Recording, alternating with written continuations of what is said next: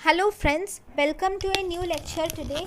In this, we are going to learn about the diagnosis of these questions. 50-year-old man presents with fever and chest pain. He has history of angina. And on ECG, it reveals concave elevations of ST segments in lead 2, V5 and V6. Concave elevations shows acute pericarditis. In acute pericarditis, we see concave elevations. 55-year-old presents with chest pain and dyspnea.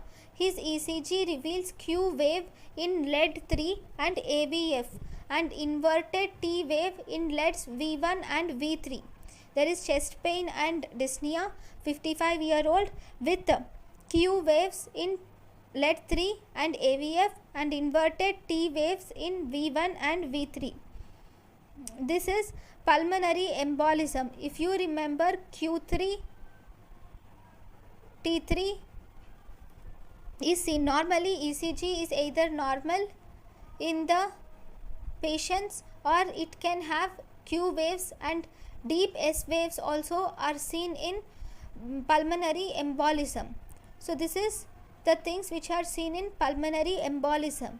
Then 55-year-old woman has undergone thyroidectomy and the ECG shows QT interval of 0.5 seconds. See, here the QT interval has been increased, so that means it is hypocalcemia. Okay, there is one more thing which is important here is on thyroidectomy, sometimes even parathyroid glands may be removed accidentally. Because of removal of parathyroid glands, this will also result in decreased calcium levels.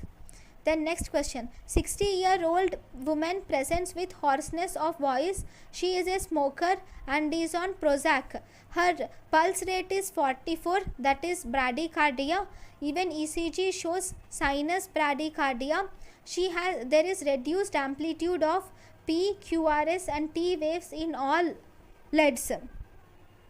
See, smoker with hoarseness of voice and bradycardia, you can suspect it to be myxedema, but we cannot tell it for sure, but we can suspect it to be either myxedema, because in myxedema there is hoarseness of voice because of fluid accumulation in the vocal cord, and there is bradycardia, but the other things apart from the amplitude, the rest of the ECG waves are completely normal. So that can point towards myxedema. Thank you for watching.